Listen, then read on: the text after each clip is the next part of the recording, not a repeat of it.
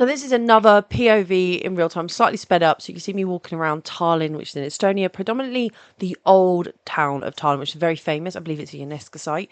So I'm walking around. It is actually later on a Sunday, so it's a little quieter. And I want to show me sort of finding these little places and walking around. I'm really keen on showing a really fair representation of street photography. So often I see people doing highlight reels or just like a bit more glamorized version of it. So what I'm trying to do here is show you what it's like just walking around trying to find these shots. And none of these shots are probably that groundbreaking. They're not, wow, oh my God, Khandie, you're incredible. But the fact is with street photography, it's probably one of those genres of photography where you like probably similar to sports photography actually, that you just have to keep going till you get that shot. You don't know whether it's going to happen at a premier match or a local county club meet. You don't know if you're going to find that for street shot down your local garden centre or parkland or in Tallinn or in Oslo, which is another one of these I've done. And I've sped it up slightly because it is a bit monotonous just to watch me walk around. I hope you're enjoying the views of Tallinn and seeing it. But I also do these because I like to know if you guys have spotted something that I have potentially missed. There is a couple of shots you'll see me take here and I have messed those up. Okay, so consider those missed opportunities because I'm terrible. I also didn't have a lot of time in Tallinn, mainly because I was flying out the next day, and to be honest, I'd just come off the back of doing a festival and I was exhausted. So I was walking around. I think my favourite shot from this is a mix of a few. There's one where I've taken some photographs of some car parking tickets, which I don't know why, but I loved how the yellow sort of flowed through the image on different things, so on the brakes of the car, which you'll see in a minute as we come up to it, the tickets themselves and the emblem of the car. I just kind of like that. I know it's not really street photography. This is like maybe a mix of travel as well. I think though when you're overseas, it's almost impossible for it not to be the same. And the other shot I like is of this very vibrant window against a very vibrant wall. And I think potentially the other one is just the scene. There you go. There's the shot I was on about. Is possibly the scene where it's just a wide shot and you can see loads of people and it's just the ambience. I think it's one of the last ones.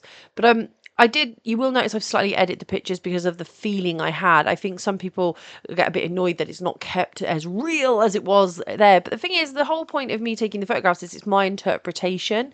And so I am keen to do a little tweakage. I've also decided to play a little bit more differently. You'll see I take a picture of the church here, but then I decided to try a different angle, like such as looking up and doing this positioning where I am looking up and seeing if there is something that's a bit more interesting.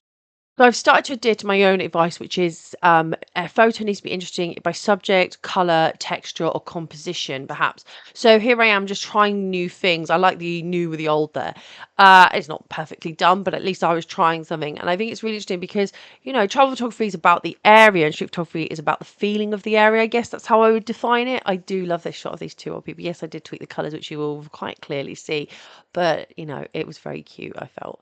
I quite enjoy it. I know. Watch this video back. I know I've just missed that reflection in the puddle. I know. I think that put it down to tiredness or just sometimes there are some shots that I think I've done too much and I go get inspired. And how I walk past this bicycle, because I know you guys love photographs of bicycles. I don't know. Now we'll just say the spot where I am now, I didn't want to take any shots mainly because this was a museum piece for the old KGB holdings place. If you don't know about Estonia's history, it's just you look it up. But just around here, there was some people talking about, and I felt a bit uncomfortable taking too many pictures there, so I just took the one and moved through. I did read the displays actually.